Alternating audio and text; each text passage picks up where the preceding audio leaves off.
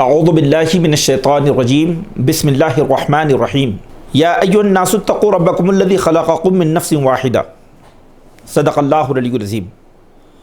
بزرگان محترم اور نوجوان دوستو، السلام علیکم ورحمۃ اللہ وبرکاتہ۔ الحمدللہ آج ہم نے چوتھی تراویح کا اہتمام کیا ہے۔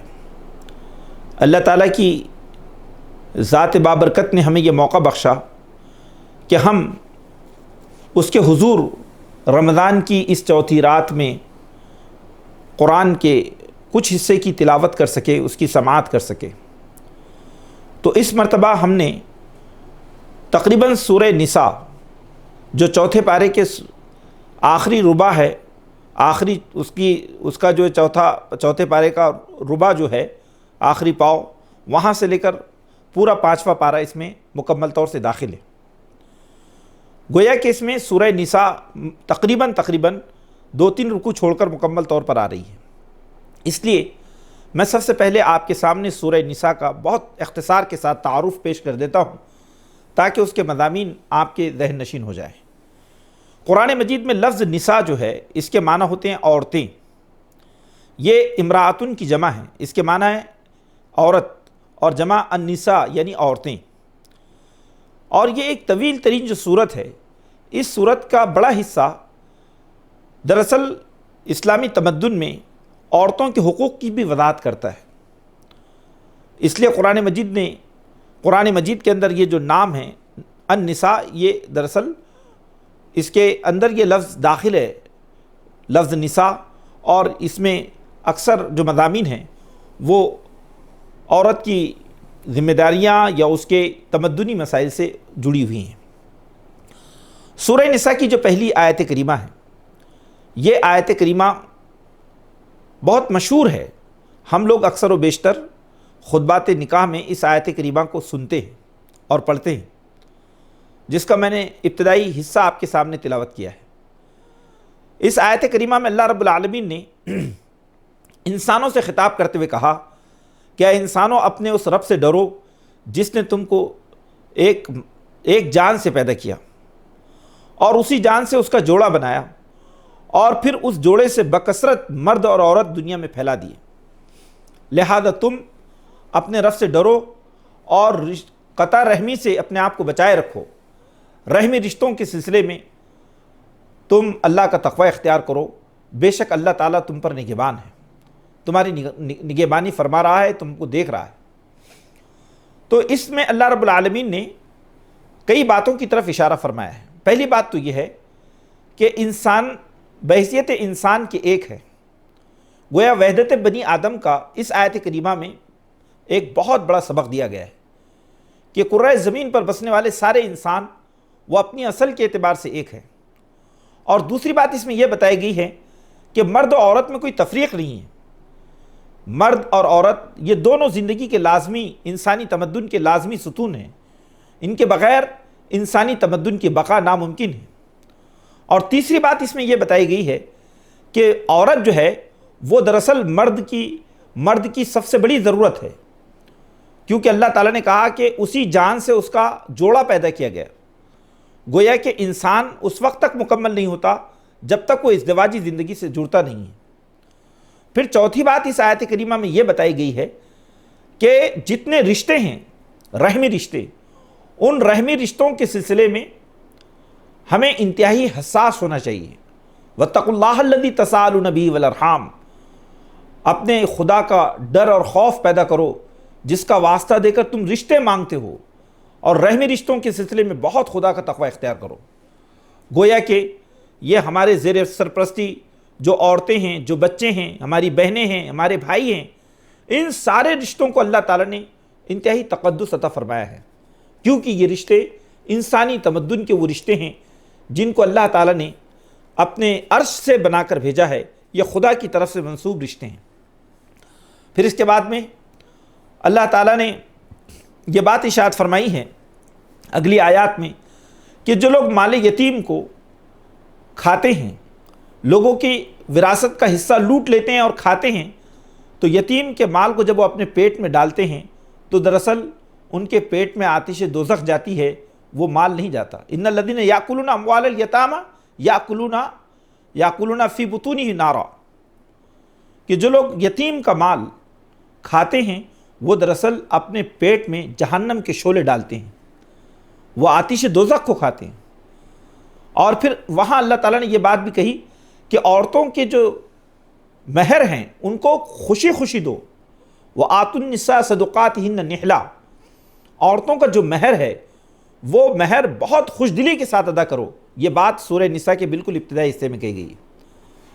اور پھر اس میں یہ بات بھی کہی گئی ہے کہ اگر تم عورتوں کو، ایک عورت سے اگر شادی تم نے کی ہے اور اگر تم دوسری شادی کرنے کے خواہش مند ہو تو تمہیں اس کی اجازت ہے، تم دوسری، تیسری اور چوتھی تک شادی کر سکتے ہو، لیکن اگر تم عدل نہ کر سکو تو تمہارے لیے بہتر یہی ہے کہ تم ایک ہی خاتون کے ساتھ زندگی گزارو۔ گویا کہ اسلامی شریعت میں خواتین کے درمیان عدل بہت ضروری ہے، بلکہ ہمیں یہ سمجھنا چاہیے کہ عدل اسلامی تمدن کی بنیاد ہے۔ عدل اسلامی تمدن کی بنیاد ہے۔ اس کا ذکر سورہ نساء کے اور آگے کی آیات میں اس کا ذکر ہو رہا ہے۔ پھر اس کے بعد میں اللہ تعالیٰ نے میراث کے قوانین کو تفصیل کے ساتھ بیان فرمایا ہے۔ میراث کے قوانین کے اندر ہر ایک جو وارث ہیں اس کا حصہ متعین کیا گیا ہے، کہ ایک میت جو ہے، میت الگ الگ جو ہے اس کے روپ ہو سکتے ہیں، اس کے رشتے ہو سکتے ہیں۔ کوئی میت جو ہے باپ کی ہو سکتی ہے، کوئی بیوی کی ہو سکتی ہے، کوئی بیٹے کی ہو سکتی ہے، اور یہ میت جو ہے تو ہو سکتا ہے کہ اس کا کوئی رشتہ دار بھی نہ ہو۔ تو اللہ تعالیٰ نے میت کے جو رشتہ دار ہیں ان کے حصوں کو تفصیل کے ساتھ بیان فرمایا۔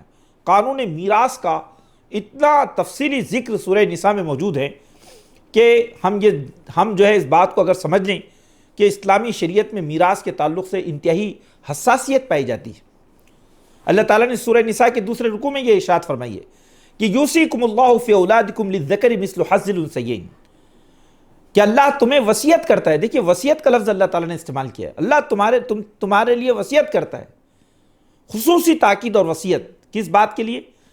کہ تمہارا جو ورثہ ہے، تمہارا جو ترکہ ہے، اس ترکے میں 2 حصے بیٹے کے ہوں گے اور ایک حصہ بیٹی کا ہوگا، اور پھر اس کے بعد بھی بیوی کا حصہ 8واں اگر شوہر کے اولاد موجود ہیں، ورنہ اس کا جو ہے 4تھا حصہ قرار پائے گا۔ تو اس طرح سے اسلام نے بیوی کے حصے اور بیٹی کے حصے ہر ایک کا حصہ وہاں پر متعین کر دیا ہے۔ اور آپ دیکھیے کہ رسول خدا صلی اللہ علیہ وسلم نے بھی یہ ارشاد فرمایا ہے کہ نصف العلم علم المیراث، کہ شریعت میں علم میراث اتنا وسیع علم ہے کہ یہ شریعت کا آدھا علم میراث کا علم ہے، فرائض کا علم ہے۔ اور اس کے بعد میں قرآن نے یہ بات بھی ارشاد فرمائی بہت تفصیل کے ساتھ کہ یہ لوگ جو وراثت کے قانون پر عمل پیرا نہیں ہوتے تو گویا وہ لوگ قیامت کے دن رسوا کن عذاب کے شکار ہوں گے اور وہ آتش دوزخ میں مستقل جلیں گے۔ یہ الفاظ جو بہت ہی ہیبت ناک اور خوفناک الفاظ ہیں، بڑی خوفناک وعیدیں ہیں قانون وراثت پر عمل کرنے، یعنی قانون وراثت کو توڑنے کے نتیجے میں۔ کاش کہ ہم قرآن کی ان بینات کو سمجھنے کی کوشش کرتے ہیں۔ آج ہم دیکھتے ہیں کہ لوگ میراث کے معاملے میں انتہائی غیر ذمہ دار اور غیر سنجیدہ واقع ہوئے ہیں۔ میت دنیا سے رخصت ہو گئی ہے، مردہ زمین میں دفن ہو گیا ہے، اور 25 سال تک وراثت کی تقسیم نہیں ہو رہی ہے۔ اور نتیجہ کیا ہے؟ نتیجہ یہ ہے کہ وراثت کی تقسیم نہ ہونے کے نتیجے میں کئی وارثین محروم ہو جاتے ہیں اور کئی اس سے مزہ اٹھاتے ہیں۔ یہ انتہائی جو ہے غیر شرعی اور یہ ایمانی تقاضوں کے منافی عمل ہے۔ پھر اس کے بعد میں قرآن مجید نے یہ بات ارشاد فرمائی ہے کہ یہ جو مرد یا عورتیں فحش کاموں کا ارتکاب کرتے ہوئے پائی جائیں تو ان کو نظر بندی کی سزا دی گئی ہے۔ یہ رجم جو قانون زنا ہے، حد زنا ہے، اس کے نزول سے پہلے کی آیات ہیں۔ اس میں اللہ نے کہا کہ ایسی عورتیں، ایسے مرد کہ جو فحاشی کے ارتکاب میں پوری طرح سے ملوث پائے گئے تو ان کے لیے یہ سزا ہے کہ اللہ کا قانون رجم جب تک نازل نہیں ہوتا، حد زنا، اس وقت تک وہ جو ہے نظر بند کیے جائیں اور معاشرے کے اندر ان کو جو ہے ان کا چلنا پھرنا یہ اور باہر نکلنا، بات کرنا، اس سے ان کو مستقل طور پہ بند کر دیا جائے۔ یہ مدینہ کی ابتدائی آیات ہیں، لیکن آپ دیکھیے کہ اسلامی تمدن کو پاکیزہ بنانے کے لیے کس قدر شریعت نے وہاں پر اللہ تعالیٰ نے وحی الہی کے ذریعے کتنے جو ہے اس کے لیے اللہ تعالیٰ نے احکامات نازل فرمائے۔ پھر اس کے بعد میں اللہ تعالیٰ نے توبہ کیا ہوتی ہے اس توبہ کو اللہ نے بیان فرمایا کہ اللہ کے ذمے کن لوگوں کی توبہ ہے جو مقبول ہے اور کن لوگوں کی توبہ ہے جو مردود ہے۔ تو توبہ کے مقبول اور مردود ہونے کی بنیاد اللہ نے بیان فرمائی کہ انما التوبۃ علی اللہ للذین یعملون السوء بجہالۃ ثم یتوبون من قریب فاولئک یتوب اللہ علیہم وکان اللہ غفور رحیم، کہ اللہ کے ذمے انہی لوگوں کی توبہ قبول کرنا ہے کہ ان کی توبہ وہ قبول فرما لیتا ہے کہ جو نادانی میں کسی گناہ کا ارتکاب کرتے ہیں اور جیسے ان کو گناہ کا احساس ہو جاتا ہے فوراً اپنے رب کی طرف رجوع ہوتے ہیں اس جذبے کے ساتھ کہ وہ آئندہ اس گناہ کا ارتکاب نہیں کریں گے، تو اللہ تعالیٰ ان کی مغفرت فرما دیتا ہے۔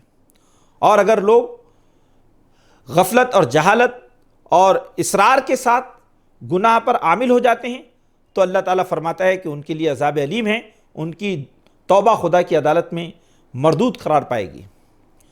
پھر اللہ تعالیٰ نے اس کے بعد میں یہ بات بھی ارشاد فرمائی کہ لوگوں کو چاہیے کہ وہ عورتوں کے زبردستی وارث بن کر نہ رہیں۔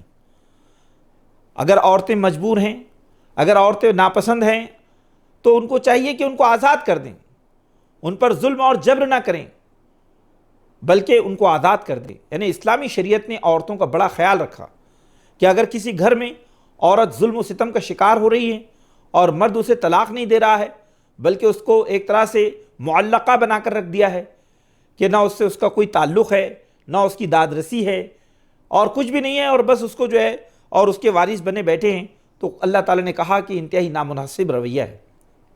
پھر اس کے بعد بھی رشتوں کی حرمت کا ذکر آیا ہے کہ کون کون سے رشتے ہیں جو شریعت میں محرم رشتے ہیں اور کون سے رشتے ہیں جو غیر محرم ہیں، کن رشتوں میں شادی ہو سکتی ہے اور کن میں شادی نہیں ہو سکتی۔ پھر اس کے بعد میں شریعت نے ان عورتوں کو کہ جو عورتیں اسلامی نکاح کے ذریعے عقد میں آتی ہیں، ازدواجی زندگی کو قبول کر لیتی ہیں، تو ان کو محسنات قرآن مجید نے کہا ہے کہ وہ لوگ ہیں کہ جنہوں نے گویا اسلامی نکاح کے ذریعے اپنے آپ کو محفوظ کر لیا۔ تو یہاں شریعت نے یہ بات بیان کی ہے حکمت کے ساتھ کہ نکاح کا عمل اسلامی تمدن کا قلعہ ہے جس کے ذریعے سے عورتوں کی عصمت و عفت اور ان کی پاک دامنی محفوظ ہو جاتی ہے۔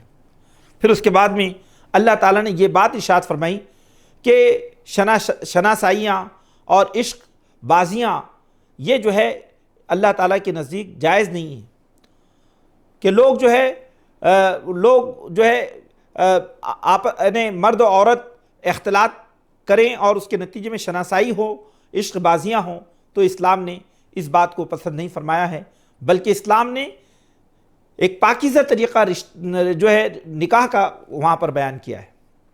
پھر آپ دیکھیے کہ اسلامی تمدن کا بڑا اہم اصول قرآن نے یہاں بیان کیا ہے، ایسا اصول جو اسلامی تمدن کو دنیا کے تمام تمدنوں سے بے نیاز کر دیتا ہے۔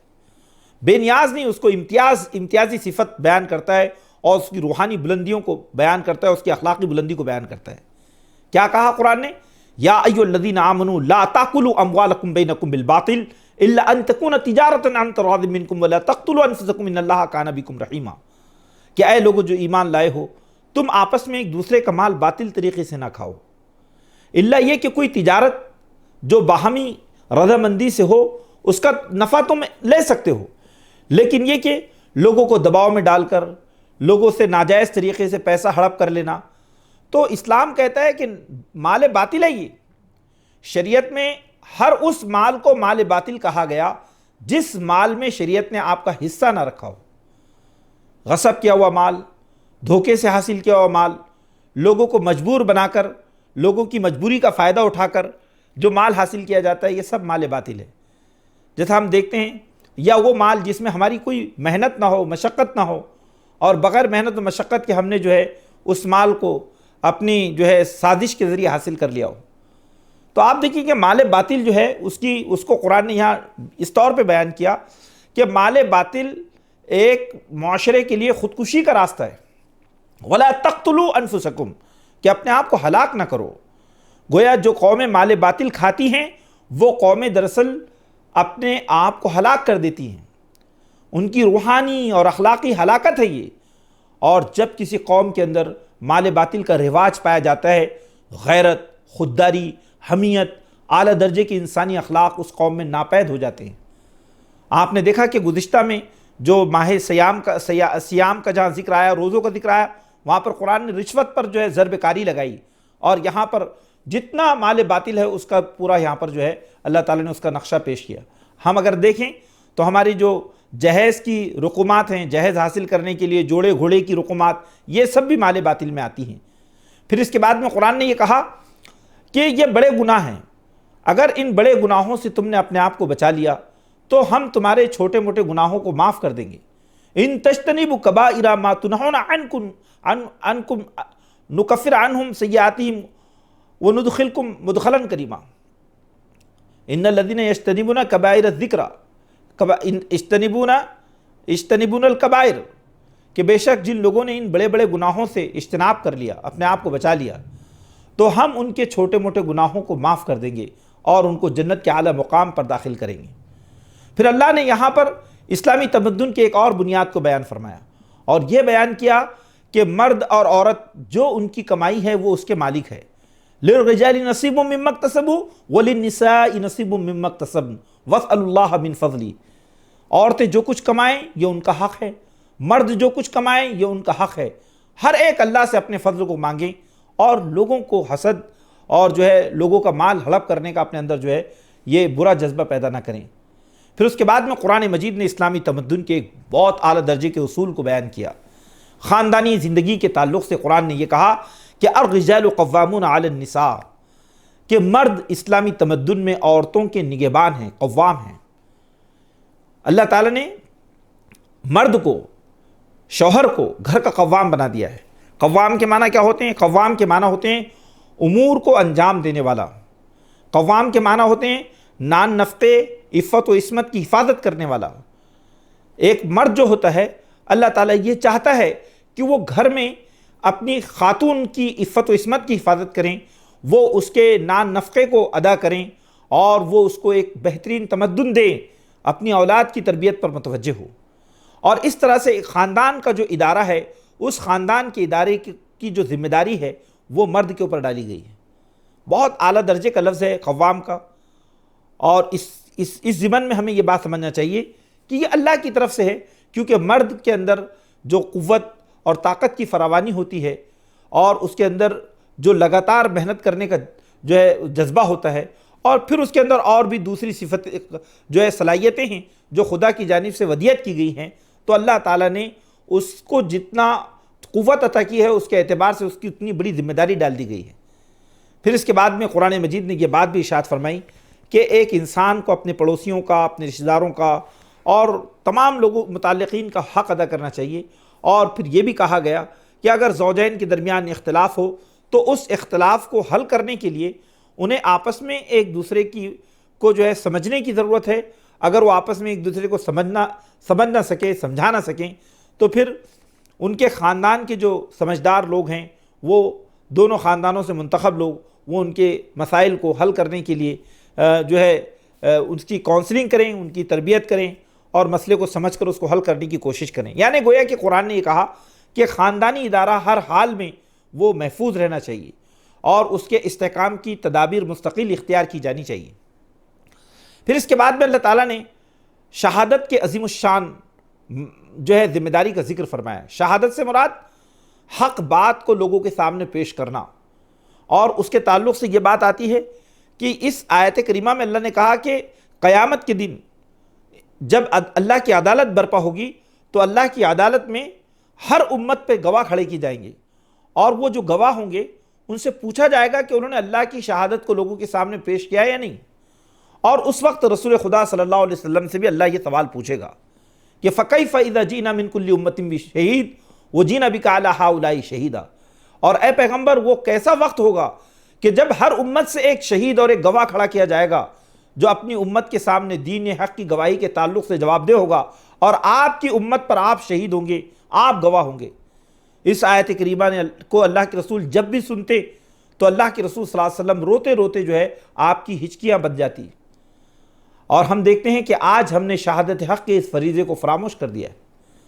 پھر اس کے بعد میں قرآن مجید نے تیمم کے قانون کو بیان فرمایا کہ تیمم کا جو ضابطہ ہے اسلامی شریعت میں کہ اگر مٹی نہ ہو تو تیمم کر کے ہم نماز پڑھ سکتے ہیں. وضو کے قانون کو بیان کیا گیا اور یہ کہا گیا کہ نشے کی حالت میں نماز کے قریب نہ جائیں. پھر اس کے بعد میں جو جادو ہے، ٹونے ہیں اور اس طرح سے جو تعویذ گنڈے ہیں، ان چیزوں کی ممانعت اگلی آیات میں آئی. اور یہود کے یہ جو اعمال ہیں، اعمال خبیثہ، یہود کو اس پر جو ہے متنبہ کیا گیا. پھر اس کے بعد میں اللہ تعالیٰ نے یہ بات ارشاد فرمائی کہ خدا کے نزدیک ایسے لوگ فاسق ہیں کہ جو اپنے مقدمات کے فیصلے اسلامی عدالتوں کی طرف نہیں لے جاتے بلکہ غیر اسلامی عدالتوں کی طرف مقدمات کے فیصلے لے جاتے ہیں. اور اس کے بعد اللہ تعالیٰ نے نبی آخر الزماں صلی اللہ علیہ وسلم کے اس مقام جو اللہ تعالیٰ نے ان کو حکم کا جو مقام بخشا کہ شریعت، آپ شارع اسلام ہیں اور آپ کی زبان سے نکلنے والے جو الفاظ ہیں وہ شریعت ہیں. اور اگر کوئی مومن آپ کے احکام کو، آپ کے فیصلوں کو تسلیم نہ کرے، اور تسلیم بھی کیسے، سر بسر دلی جذبات کے ساتھ اس کو قبول نہ کریں، تو اللہ نے اپنی ذات کی قسم کھا کر کہا ہے کہ اے پیغمبر وہ مومن نہیں ہے. فَلَا وَرَبِّكَ لَا يُؤْمِنُونَ حَتَّى يُحَكِّمُوكَ فِي مَا شَجَرَ بَيْنَهُمْ ثُمَّ لَا يَجِدُوا فِي أَنفُسِهِمْ حَرَجًا مِّمَّا قَضَيْتَ وَيُسَلِّمُوا تَسْلِيمًا. کہ اے پیغمبر میں تمہارے رب کی قسم کھاتا ہوں یہ ہرگز مومن نہیں ہو سکتے جب تک یہ اپنے اختلافات اور اپنے نزاعات میں آپ کو اپنا حکم اور جج تسلیم نہ کر لیں اور پھر آپ ان کو جو فیصلہ سنا دیں اس فیصلے کو سر بسر پورے دل کی آمادگی کے ساتھ قبول نہ کر لیں. پھر اس کے بعد میں اللہ رب العالمین نے عالم یعنی انسانی تمدن سے ان 4 عظیم کرداروں کو پیش کیا ہے کہ جو اعلیٰ درجے کے رفیق ہیں، جو اعلیٰ درجے کے انسان ہیں اور جو خدا کے انعام و اکرام کے مستحق ہیں. اللہ تعالیٰ نے فرمایا کہ انعم اللہ علیہم من النبیین والصدیقین والشہداء والصالحین، کہ لوگوں اللہ کا خصوصی انعام اپنے بندوں میں سے ان پر ہوتا ہے کہ جو انبیاء ہوتے ہیں، اور جو صدیقین یعنی انبیاء پر جانثاری کرنے والے اور انبیاء کے لیے اپنا سب کچھ نشاور کرنے والے صدیقین، شہداء اللہ کی راہ میں اپنے جان و مال کو لگا دینے والے، والصالحین اور زندگی میں نیکی کی روش پر چلنے والے. یہ 4 لوگ ایسے ہیں جو اللہ کے نزدیک انعام و اکرام کے مستحق قرار پاتے ہیں. پھر اس کے بعد میں اللہ تعالیٰ نے اسلامی یعنی اہل ایمان کو بہت بنیادی باتیں ارشاد فرمائی ہیں. اللہ نے جو بات ارشاد فرمائی ہے دیکھیے حالات میں اس کی وہ جو ہے کتنی اہمیت کے حامل ہے. صرف ایک آیت کریمہ کو لیجئے، یا ایھا الذین آمنوا خذوا حذرکم، کہ اے لوگوں جو ایمان لائے ہو تم اپنے آپ کو تیار رکھو. بڑی اہم آیت ہے. خذوا حذرکم، اپنے آپ کو ہمیشہ تیار رکھو. یعنی مطلب کہ اس میں بہت بڑی بات کہی گئی ہے کہ ایک مرد مومن کو ہمیشہ اپنے آپ کو تیار رکھنا چاہیے. وہ اپنے آپ کو اس پہلو سے تیار رکھیں کہ کوئی اس کی عفت، اس کی عصمت، اس کی جان، اس کے مال، اس کی آبرو پر حملہ نہ کر سکیں. اسے اپنے آپ کو اس پہلو سے تیار رکھنا چاہیے، اعصابی اعتبار سے، روحانی اعتبار سے، ایمانی اعتبار سے اسے اتنا مضبوط اپنے آپ کو بنانا رکھنا چاہیے. اگر ہم کمزور ہیں، ہم زمانے کے اندر لاپرواہی کی زندگی گزار رہے ہیں، اللہ کو یہ پسند نہیں ہے. پھر اس میں اللہ تعالیٰ نے اہل ایمان کو یہ بات بتائی ہے کہ دنیا میں جہاں کہیں لوگ ظلم و ستم کا شکار ہوں، عورتیں، بچے، غریب، محتاج، تو ان کے ظلم کی داد رسی امت مسلمہ کا فرض ہے.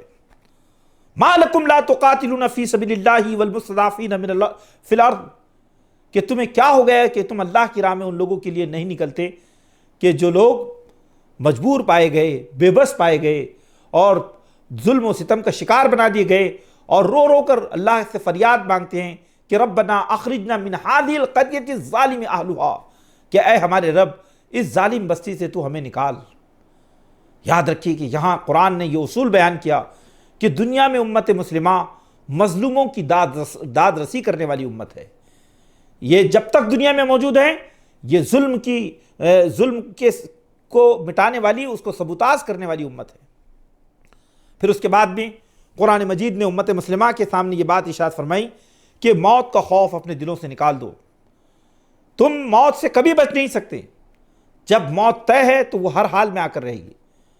یعنی اگر تم محفوظ قلعے میں ہو، محفوظ قلعوں میں ہو، محلات میں ہو، وہاں بھی تمہیں موت کا شکنجہ جکڑ لے گا۔ تو یہاں قرآن نے ایمان والوں کی تربیت کی کہ ظالم تمہیں موت کا خوف دلا کر تم سے جو ہے زندگی کے مقاصد کو چھین لیتا ہے، لہذا اگر تم دنیا میں باوقار زندگی گزارنا چاہتے ہو، باوقار زندگی گزارنا چاہتے ہو، تو موت کا ڈر اپنے دل سے نکال دو۔ پھر اس کے بعد میں قرآن مجید نے تفصیل کے ساتھ میں زندگی کے اور بھی اصول بیان کیے اور یہ بات ارشاد فرمائی کہ الا بذکر اللہ تطمئن القلوب، کہ لوگوں ہمیشہ اللہ کو یاد کرو، اللہ کا ذکر دلوں کے اطمینان کا ذریعہ بنتا ہے، دلوں کے اندر طمانینت اور دلوں میں قرار اللہ کے ذکر سے آتا ہے۔ پھر اس کے بعد میں قرآن مجید نے یہ بات ارشاد فرمائی کہ وہ لوگ جو اسلامی یعنی مدینہ کی طرف جنہوں نے ہجرت نہیں کی بلکہ وہ اپنے جو ہے کھیتی باڑی اور اپنے مادی وسائل کی وجہ سے اپنے ہی گھروں میں رہ گئے اور وہاں مر گئے، تو اللہ تعالیٰ نے کہا کہ ایسے لوگوں کے پاس جب فرشتے روح کھینچنے کے لیے آتے ہیں تو فرشتے ان کو تماچے مارتے ہیں، کیونکہ ان لوگوں نے رسول خدا کے ساتھ ہجرت نہیں کی ہے۔ ظالم لوگوں کی جب روح قبض ہوتی ہے تو فرشتے ان کے منہ پہ تماچے لگاتے ہیں، یہاں قرآن نے اس کا ذکر کیا۔ پھر اس کے بعد میں قرآن مجید نے جو ہے نماز میدان جنگ میں جو ہوگی اس کی تفصیلات بیان کی، اور اس کے بعد یہ قانون بیان کیا کہ جو نماز ہے یہ نماز اہل ایمان پر وقت کی پابندی کے ساتھ فرض کی گئی ہے۔ ان الصلاۃ کانت علی المؤمنین کتابا موقوتا، کہ بے شک نماز ایمان والوں پر وہ وقت کی پابندی کے ساتھ فرض کی گئی ہے۔ یہ قرآن کی جو آیت ہے، اس آیت کے کئی اسباق ہیں۔ اس کا پہلا سبق یہ ہے کہ نماز کا مقصد ایک تو یہ ہے کہ انسان خدا سے اپنے تعلق کو جوڑیں، اور اس کا دوسرا مقصد یہ ہے کہ مومن اپنا جو دن ہے اس دن کے ایک ایک لمحے کا استعمال کریں، وہ ڈسپلن کا پابند ہو، وہ وقت کا پابند بنے، وہ وقت کے تئیں بہت حساس ہو، کیونکہ دنیا میں سب سے زیادہ وقت کی قدر و قیمت اگر کسی کے پاس ہے تو وہ مومن کے پاس ہے۔ گویا کہ نماز کے ذریعے وقت اور زندگی کے شعور کو مومنوں میں پیدا کیا گیا ہے۔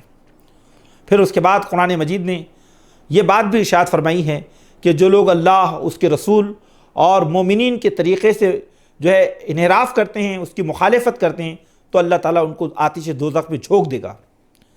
پھر اس کے بعد میں اللہ تعالیٰ نے اور کئی احکامات بیان فرمائے، اور پھر یہ ارشاد فرمایا کہ ایمان والی جو امت ہے وہ زمین کی جامد، سست، کاہل اور جو ہے زمین کے اندر خاموش تماشائی امت نہیں ہے، بلکہ اللہ نے امت مسلمہ کے منصب جلیل کو بیان کرتے ہوئے کہا کہ یا ایھا الذین آمنوا کونوا قوامین للہ شہداء بالقسط ولا یجرمنکم شنآن قوم علی الا تعدلوا اعدلوا هو اقرب للتقوی، کہ اے لوگو جو ایمان لائے ہو، اللہ واسطے زمین میں انصاف کے علمبردار بن کر اٹھو، حق کے گواہ بن کر اٹھو، اور کسی قوم کی دشمنی تمہیں اس بات پر نہ اکسائے کہ تم انصاف نہ کر سکو۔